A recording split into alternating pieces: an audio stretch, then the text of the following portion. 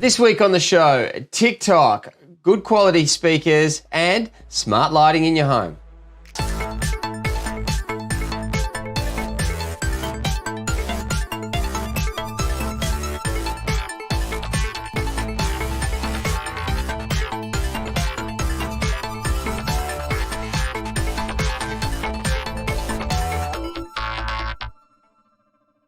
In tech news this week, how would you like to have your very own private jet? I think most of us would appreciate the ability to fly anywhere on the planet that we wanted to go in the comfort of our own jet. Well, the Qatari government is not just getting rid or selling one of their private jets, they're selling the ultimate private jet. This is the Qatari 747-8i jumbo jet, and it has been kitted out with the most opulent, luxurious fit out you can imagine. They've only actually done just over 1,000 hours flying time in this thing from the moment the jet rolled off the production line to today, and they've decided, even though it's kitted out, full custom build, they're not going to keep this one. They've had a number of these jets. This thing is even bigger than Air Force One. It's a longer jet because it's based off the 8 Series 747, which is just a longer fuselage than the larger of the 747s that are in commercial operation, but they don't need it. So you'll be able to, if you've got the cash, have your own flying palace, be able to fly anywhere in the world. Just need to have the cash. Doesn't say on the website how much they're asking for, but I would imagine more than any of us could afford. Also in tech news, Samsung has released the announcement of their wireless charger with built-in UV sterilizer. Come on, do we need to actually have a UV sterilizer for our smartphone these days? Maybe we do with COVID-19 and that dreaded virus attaching itself to all sorts of different services. A UV sterilizer could be the solution. We know that ultraviolet light does kill the COVID bug or virus. In this instance, charge your phone, kill the COVID-19 virus, and keep yourself healthy and charged at the same time. I don't know, not for me, but maybe for everyone on the planet. Could be the 2020 killer app or non-killer app of the tech world. We'll see whether this one does well when it's released later this year.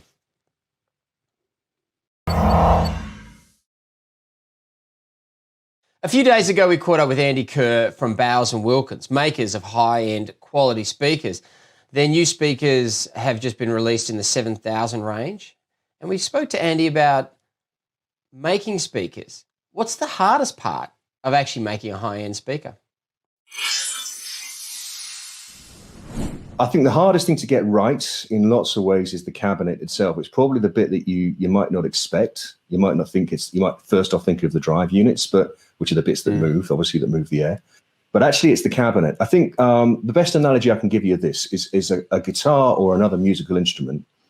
The construction of that guitar really helps the sound. It's a bit like when I'm speaking right now or when you're speaking, if you put your hand on your chest and you can feel that kind of vibration moving through the top of your chest, the sounds that you make are a combination of sound coming from here and also sound from the structure around you. And a guitar is a perfect example. You can think of loads of others, I'm sure.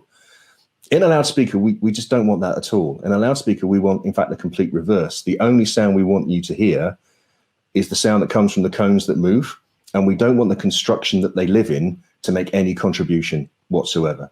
And essentially, that's quite hard to do, because if you can imagine those cones moving forwards and backwards, they're making a lot of energy, and that energy or vibration has to go somewhere. And typically what it does is it goes into the box, and then the box is making sounds. And what happens is your brain detects that and goes, I'm listening to a loudspeaker. So the challenge for everybody in our world is to try and make that more believable sound, as you just described earlier on, by essentially making that loudspeaker disappear as best as we possibly can. And that's where more exotic materials, more exotic processes, heavy metals, whatever you want to talk about, come into the play to try and make that loudspeaker go completely quiet. And as a result, make it sound more like you're listening to the real performance. Well, big talking point in tech at the moment is TikTok. The Australian government came out with a position recently saying that they were going to look at the TikTok service as part of a Senate inquiry into social media and the data that's being harvested by these services. This is a fairly big rabbit hole to go down, the TikTok service, social media services. I think TikTok's getting a lot of attention, especially because it's so popular with the younger members of the community. To have a chat about the app, the data that's generated, the service in general, I thought we'd talk with app expert and friend of the show, Mike Boyd. Mike, TikTok, the app, this service, you know a lot about these guys. Look, it's a really interesting platform, Charlie, and it's it's come a long way since it merged with what was formerly Musical.ly a couple of years ago. And let's look at the service to begin with. How big is it? How popular is it? Give me some information around that. All right, so look, recent statistics have TikTok's monthly active users, which is the big benchmark that all apps use, at about 800 million a month. Wow. And the app itself was downloaded 700 million times in 2019. Here in Australia, slightly smaller numbers, of course, but it's anywhere between 1.6 to 1.7 million users in Australia at the moment, which is not insignificant. And I think the frequency of its usage is probably the thing that raises most eyebrows. This is a social media platform. Instagram is a social media platform. Facebook is a platform. What's the reason that TikTok is getting so much attention versus the other ones that are out there? Aren't they much the same? Look, they're all much the same. You're right. I mean, they're all about trying to get your attention and get your attention in such a way that you're going back to these apps to look at the content, and then the content, and the more content you consume, the more content you look at, then the more data and information that they build up about you. And then from that point of view, which, like all of these platforms, it's all about the advertising dollar that then can flow back through those platforms based on the fact that I know that, this user might be a 30-year-old male who's into, he's a tradie, therefore he's into clothing, or he might be into utes, versus a 15-year-old girl who might be into dancing or into rowing or whatever it might be. So they're all very unique in that, very similar in that regard. But what's interesting is when you look at the way that people use them, particularly teenage kids, the distinction between what they use TikTok for, what they use Instagram for, and what they're using Snapchat for is really interesting. Is it the fact that, let's be realistic, TikTok is being used by a large number and an ever-growing number of kids who are under the approved age of 13 to actually use the service? It seems to be that is the age group that's really pulled towards using TikTok. Yeah, and like all good app developers, ByteDance, which is the company that creates TikTok, and a bunch of other apps, they are extremely good at building a very, very easy to use, intuitive interface. So you can just load up TikTok. You watch one video, you swipe up to the next one, you swipe up to the next one. It's very, very simple. As opposed to a platform like Snapchat, which has got all sorts of inherent quirks in it that you understand the more you use it. So the simplicity of its use means that it's very attractive to kids of all ages. And I agree that really is where the area of concern is for the government. When I look at the privacy requests that is being made on the TikTok app when you're installing it, it seems to be, to me, that there's a lot more information that the app is requesting than other social media platforms that are being installed onto your device too. Is that correct? Look, yes. TikTok probably is at the really outer end of the envelope, so to speak, of what it actually requests. Of course, you have most apps like a Facebook or an Instagram and so forth. They want access to your gallery, so you can upload photos and videos. They want access to your camera. They might want access to your location because they want to serve up content and or advertising relative to where you are.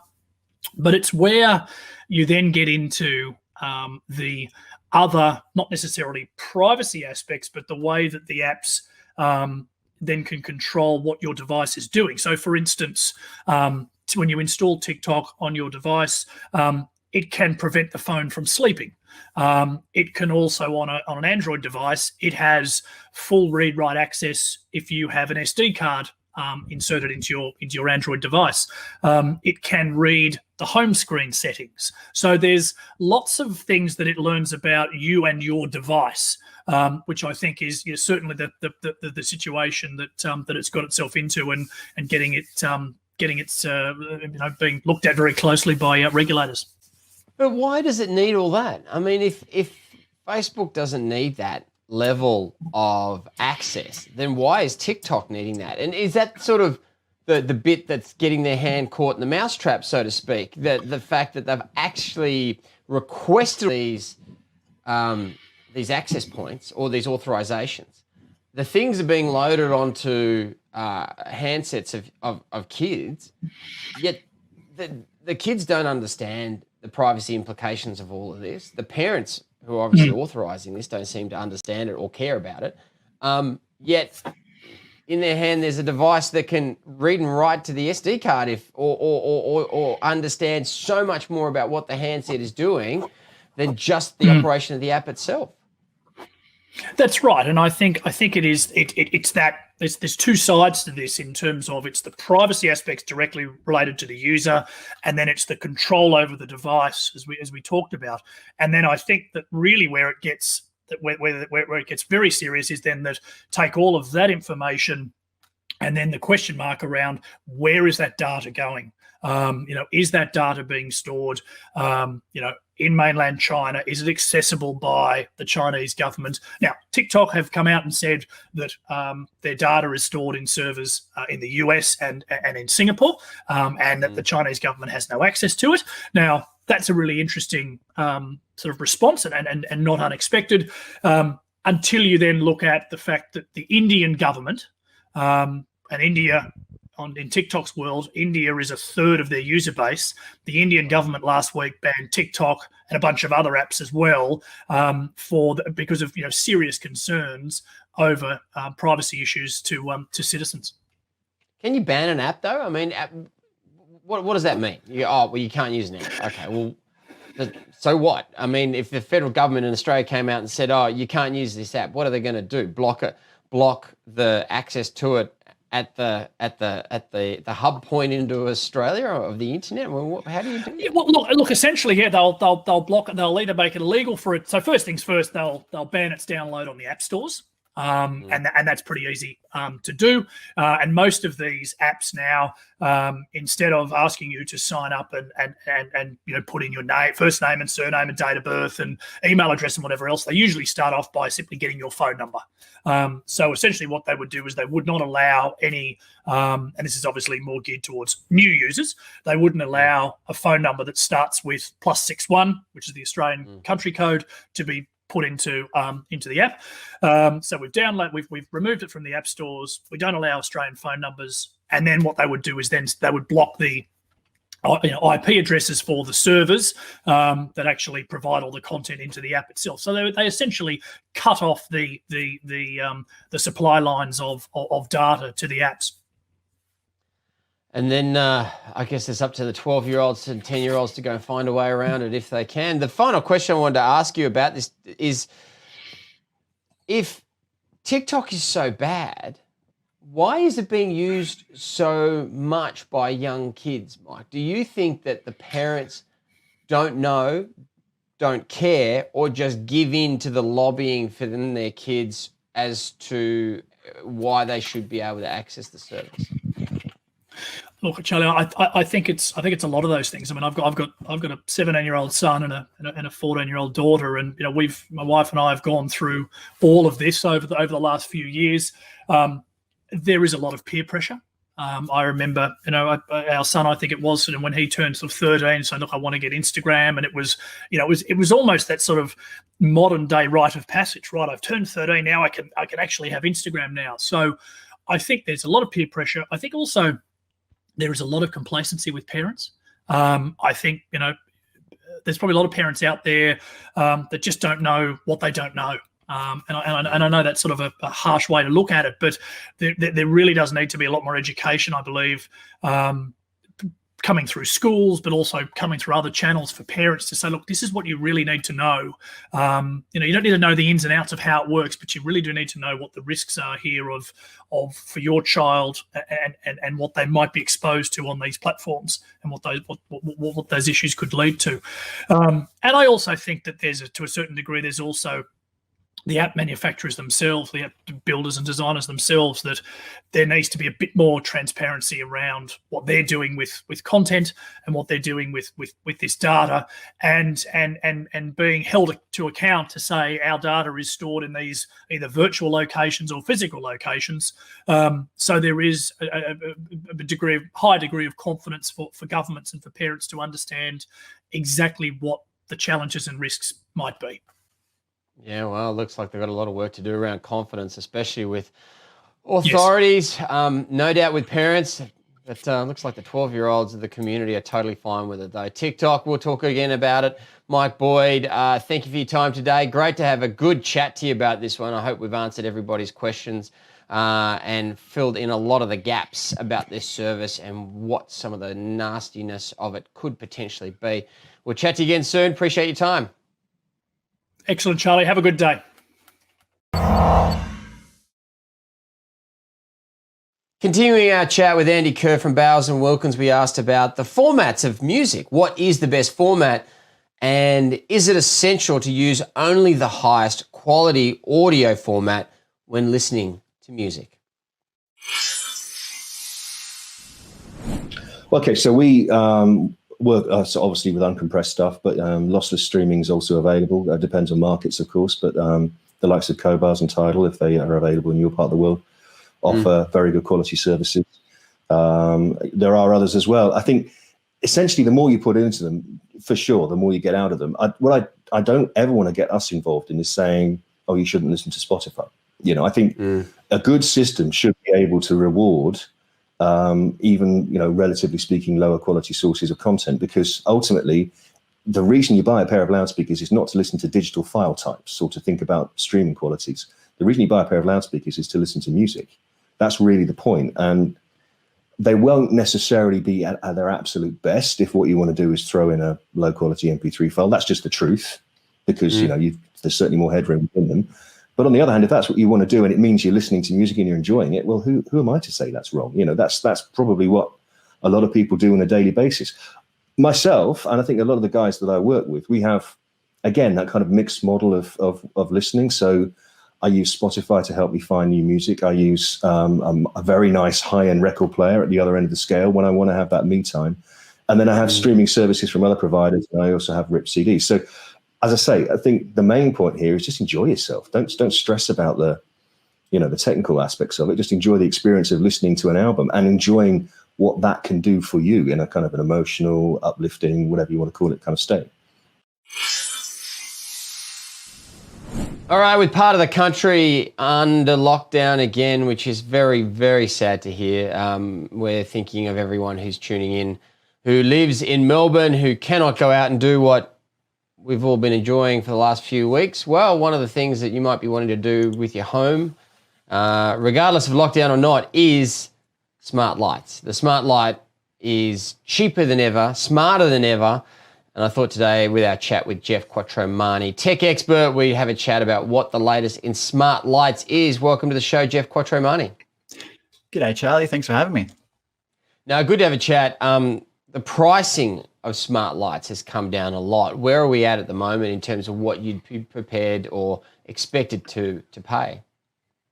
Look, this is one of the greatest things. I think initially when smart lights became available, it was more of a gimmick because the actual cost of putting in a smart light in was far greater than the cost of a non-smart light. And when it comes down to whether I flick that switch on the wall or whether I talk to a smart speaker to turn it on, the actual cost gap was too big. What we're now seeing, though, from a number of brands, including the bigger brands like Philips Hue, are really reducing in price. But new brands have come onto the market like Connect Smart Home, and we're seeing where you can get a LED globe that would fit into a light, into a lamp, or even into the ceiling for $10. And when you start to consider that once a light dies in the house, or if you just want to do something for fun and replace the lamp globe, $10, it's a pretty amazing way to get into smart lighting without, forking out too much money. Once upon a time, you chose a standard looking smart light bulb, and you really chose between bayonet or the what's the other one, the twist Screw-in. version, screw-in of the bracket.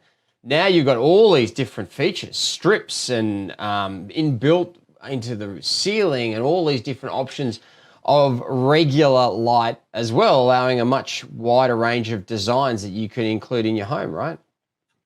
And this is one of the greatest things about LED lighting, is that it allows you to start to think differently about where you place lights and also how you interact with them as well. Because, to your point, strip lighting is something that I use in the home, and I love it for just illuminating areas of the kitchen or even just underneath lounges. You can really bring light into areas where you probably never thought about doing it before.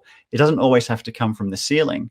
And then the other factor, now that everything is smart, is how you can enable lighting in the home. And for me, that comes down to, I'm on my way home from work and I want to actually come home to the lights on, so I can be talking in my car and turn on the bedside lampshade, turn on the kitchen lights. And that just means that when I do arrive home, it's not a dark house anymore. So you start to think about how you use lighting, especially when it comes to colors.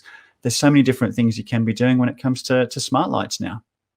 You and your wife have had your first child. He's a very young little chap. I would imagine that there's occasions where you'd be walking through that front door with him asleep. Have you tried you maybe even using the voice instruction to bring the lights on, but only at 30-40%, not to wake the little guy up? That's exactly what does happen. And it could be even just walking into the house with your hands full of shopping bags or something like that. Walking into the home and being able to just call out to Google or Alexa to control your lights, huge benefit. And again, to your point around having it dimmed, a lot of people don't know that we're not just talking about turning your lights on and off here. This is actually controlling brightness or even the color that you're having the lights display too. So you can walk into the home, talk about just displaying at 10% brightness. So you still get a bit of lights for you to be able to see, but not bright enough that your kids are about to wake up, especially if they're sleeping in your arms, as you said. So huge benefits. The other thing I'll actually mention too around being able to control those lights like that is when you're on holidays. We used to set timers up. You used to have these little boxes you put into the wall where your lamps would actually activate on a timer. You do that with smart lights now just straight through the app. So if you're going away for the weekend, your lights can come on, off, change colors, do whatever you'd like while you're away. So it actually looks like the house is still being lived in, and all you've done is press some buttons on the app. We spoke to the creator of LifeX, one of the founders, and he was talking about how the biggest challenge they had was making the chip that connected to the Wi-Fi being able to operate at 120 degrees. Because, when would a chip ever be designed, by any of the chip makers to actually operate under those conditions? That was the biggest thing, right? But now, today, obviously they've sorted that out. The bit I want to know about is, if I've got a smart light system, do I have to have all the same brand? Can I have a bit of Philips Hue and a bit of LifeX, a bit of Smart Connect? Do they all get friendly with each other, or do they all have to live on their own in your home? Look, it's a good question to ask. I have almost every brand under the sun at somewhere in this house. What I find is, if I'm using voice, then it doesn't really matter what brand I've got connected. If I want to turn on the bedside lamp, that's a command I'm doing through Google or Alexa to do that. When it comes to controlling on your phone, however, unless it supports Apple HomeKit, which they don't all do, then you are going into individual apps to control those lights. So that would only be okay if you've got particular brands dedicated to a room, where if I walk into the lounge room, well, I'm going into one app to control the lounge room lights. But when you are using voice, the best bit is they're all usually supportive of the Google Assistant or Alexa. And that means you can just use your voice to control, Philips Hue, LifeX, or Connect Smart Home without a problem. So for me, I don't notice the brands when I walk into, say, this room. I just use my command, and that little lamp behind me will turn on. Brilliant. Smarter than ever, cheaper than ever, more convenient than ever as well. Have a look at them. Smart lights, a definite benefit for your home, and making your home more comfortable. Jeff Quattromani, thanks for your time once again. We'll chat to you again next week. Thanks, Jay. The last part of our chat with Andy Kerr from Bowers and Wilkins goes toward purchasing high-end speakers. Are these an investment for life? Do you know what? I really think they are. I mean, one of the things we find is a lot of our speakers get used for a long period of time. They tend to last. They also tend to retain value, which is interesting as well. So, yeah, I mean, we find customers have had speakers for 20, 25 years, bringing them back to us, asking us to refurbish them and kind of get them back on the road again. So, yeah, I think if you buy something that really makes a difference to your day, you're probably going to use it more. You're probably going to value it more. You probably want to keep it more. I think we've kind of got used to a world where a lot of consumer goods, especially consumer electronics, become redundant really quite quickly. I mean, a perfect example would be phones, but there are lots of other examples. That HD TV that you bought, 8-9 years ago is, theoretically completely out of date in the modern world of 4K and coming 8K and all that kind of stuff. But speakers tend to last, and they don't radically change. I think, as I mentioned earlier on in the conversation, the way the speakers work now is broadly similar to the way they work for a period of time. So if they're done right, they should last you the rest of your life, no problem. Thanks for tuning into the show. A long one today because we had some long interviews that we wanted to get through to make sure you got all the information. Questions, comments, please put them in the comments section. We'll be back next week with more CyberShack Live. See you then.